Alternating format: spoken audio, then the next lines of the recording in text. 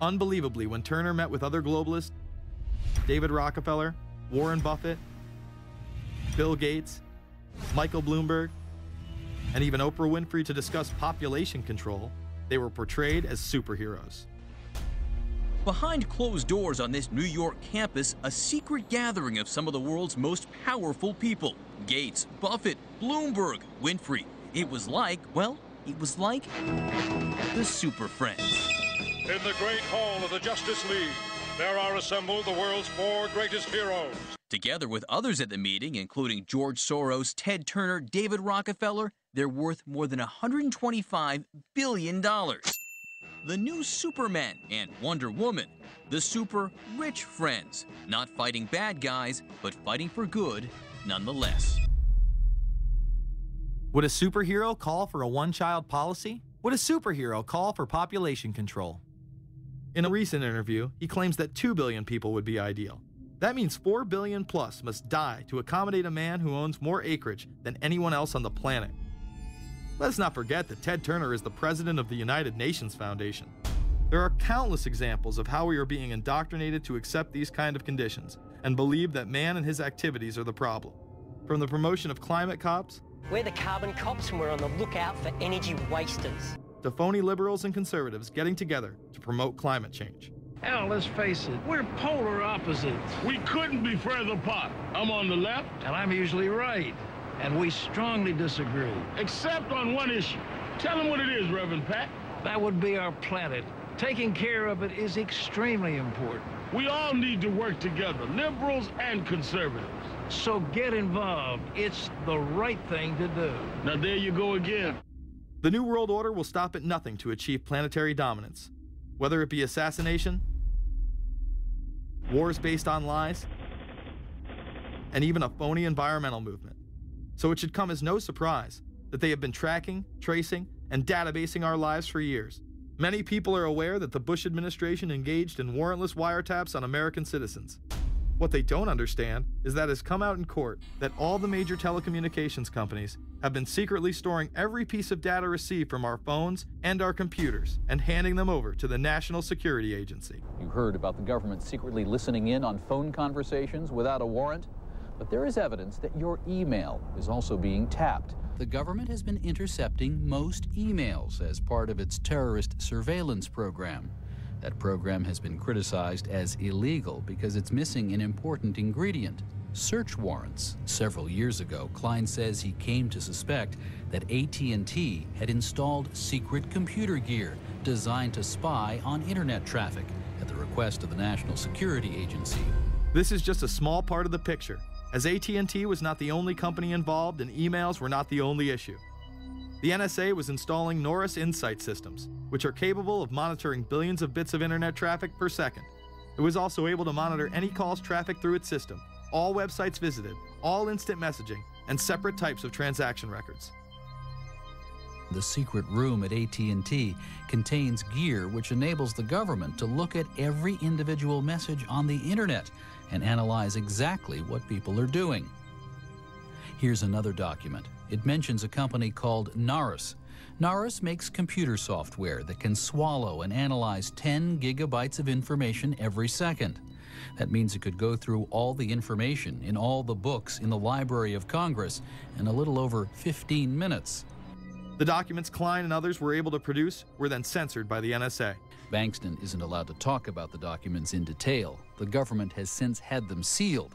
But he says what is in there boggles the mind.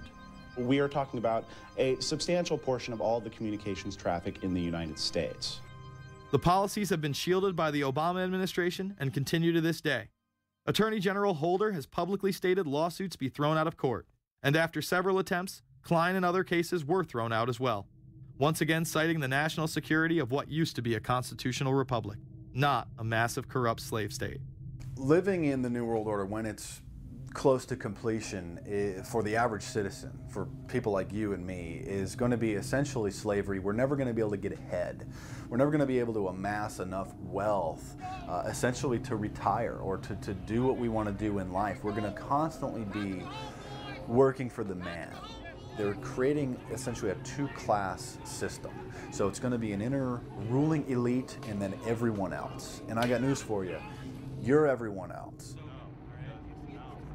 The New World Order that is currently being built revolves around creating a global technopoly ruled by the elite, in which they dominate and control a severely reduced populace, which they treat as their pets. In the New World Order, the people are the enemy. Internal documents released in March of 2009 reveal that the Department of Homeland Security is targeting citizens who discussed the New World Order, people with a Christian identity or sovereign citizens who argue that the government has gotten away from the intent of the Constitution and are strong states' rights advocates. People who are anti-immigration, stating, extremists will argue that immigrants are taking the jobs of U.S. citizens during times of high unemployment and without paying taxes. People who oppose the Federal Reserve banking system. People who display constitutional party or libertarian material. People who support Ron Paul. And those who have bumper stickers containing anti-government rhetoric. This document is one of literally thousands that make everyone a possible terrorist. This establishes a pattern of demonizing ordinary citizens while giving draconian powers to the state. You are considered guilty until proven innocent. As technology is developed, separate parts of their command and control system are beta tested around the world. Here at home, Boy Scouts are being trained to take on returning veterans and disarm domestic extremists, while national programs such as City Year are training young people to serve the government. I am change. I am fierce. In the United Kingdom, it has been established there are over 4 million CCTV cameras. That is around one camera for every 14 citizens. Their purpose is not to solve crime, as it takes 1,000 CCTV cameras to solve just one crime. It is to create a tattletale society in which everyone is under constant surveillance by the state and those around them. The company Internet Eyes is now paying people to log onto the internet and watch CCTV cameras in real time as they turn in criminals for cash. Families deemed by the state to be unfit in England have now been put under 24-hour CCTV supervision in their homes. This program has plans for 20,000 families in England, which is to double in the next 2 years. Your every move in both your home and the outside world is under constant surveillance by a criminal elite who operate above the law. As we are constantly under the microscope, their activities remain in the shadows. Obama extended diplomatic immunity to Interpol with Executive Order 12,425, further empowering criminal behavior within our own government. In the Middle East, endless wars will continue. Under the Obama administration, we have sent tens of thousands of more troops into Afghanistan, all while the same network exposed in the Iran-Contra affair discussed earlier controls the opium trade. It was revealed in October of 2009 that the CIA had been funding puppet Afghani leader Hamid Karzai's warlord brother for the last 8 years. He is the lead opium dealer in the region. It seems the same cartel that was dealing drugs in the 80s and 90s never stopped. After all, how else could the government fund black operation programs across the board? The Karzai regime has whole sections of it which are drug supported, and we can't touch it. We turned Afghanistan into the major supplier of heroin for the world. It happened under CIA supervision. This continues while many of the Taliban are literally on U.S. payrolls. Is there a possibility that we have Taliban employees?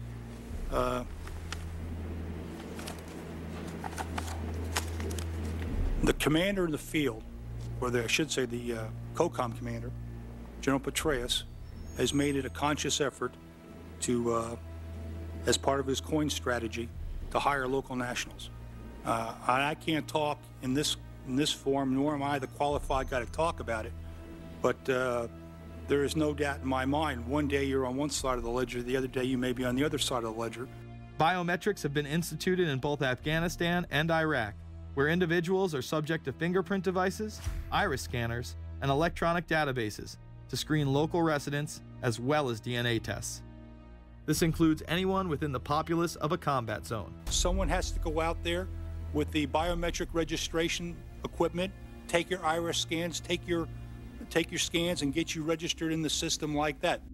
As scary and tyrannical as these systems seem to be, none may be as dangerous as the implantable RFID microchip. Through various pretenses, including terror, security, and entertainment, the chip has been promoted and integrated into society. In 2001, following the 9/11 terrorist attacks, the Jacobs family became the first family to be injected with microchips, in front of a live television audience. We have a Florida family who are really pioneers in a brave new world. They have volunteered to be the first ever to have microchip identification devices implanted into their body. After 9/11, I was really concerned with the security of my family. In 2004, the FDA approved the use of RFID technology to be implanted into human beings. However, studies dating back to the 1990s show the implantable microchip has been linked to cancer in animals, but this has not slowed the agenda of control. In Barcelona, trendies get chips in order to receive VIP status at the exclusive Baja nightclub. A simple swipe of the arm gets them in without a line, and it pays for their drinks too. The Mexican government also chipped employees for security measures in 2004.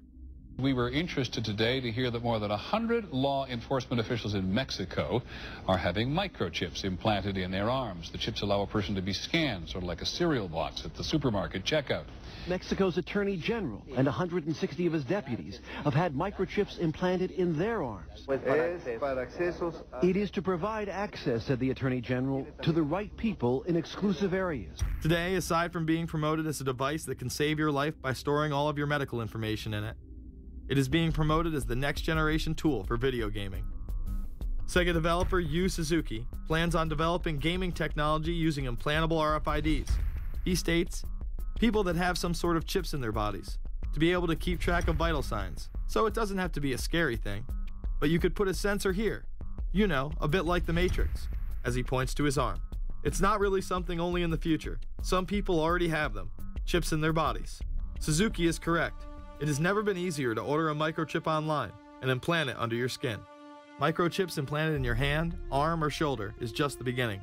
Some have already taken implantable brain chips that may enable the blind to see again, the deaf to hear, and much, much more, including the ability to download information directly into the brain and instantly communicate with anyone in the world, creating a worldwide mind.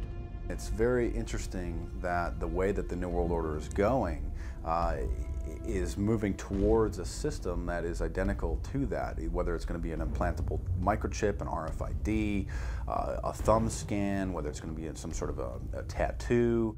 Imagine a planet where every human being is required to be chipped at birth. This would be the final tool implemented in a command and control world government system in which the elite rule the masses with total control of their lives. This is, of course, a terrible predicament for those of us who are convinced that this system is slowly but surely destroying this country and has to be changed. But we can't count on the elected presidents to do it, and we can't count on the elected Congress to do it. We somehow have to mobilize the technological resources of the internet to create some kind of new political force in this country. So is there anything else about the ruling class we should know? Politicians, business leaders, and media figures are often portrayed as pillars of morality while they describe themselves as Christian conservatives. Nothing could be further from the truth. In reality, many of the elite are groomed at a young age to take part in occult rituals. Those who attend Yale are indoctrinated into the Order of Skull and Bones, an elite secret society cloaked as a fraternal order. Yale University is 300 years old this year, and were you to visit its campus, you would see that it still has exotic clubhouses, which look like tombs where Yale's legendary secret societies meet. Their prestige and importance have largely evaporated, but the rituals are still a secret. And so when we heard that some enterprising characters had managed to spy on the famous Skull and Bones Society, we couldn't resist. Skull and Bones, people say it's a fraternity at Yale University, but it's really a postgraduate organization. So it was founded in 1832, and it's not like a normal fraternity. People don't pledge. These people choose who they want to come. So they do the recruiting. They recruit 15 people every year, people who they see are going to be powerful people in the future. So they're recruited when they're a junior in college. A lot of these people come from really wealthy and influential families because they know that this person has the resources to then elevate them to a position of power that can benefit the club. The video shows the neophytes, or initiates, kissing a skull, then performing a mock human sacrifice. Horrific screams caught on tape include chants of, "The devil equals death, death equals the devil." True. Famous alums include Senators John Kerry and John Chafee, to name two, cabinet secretaries such as Averell Harriman, and 3 presidents, William Taft, George Bush, and George W. Bush, who's been reluctant to talk about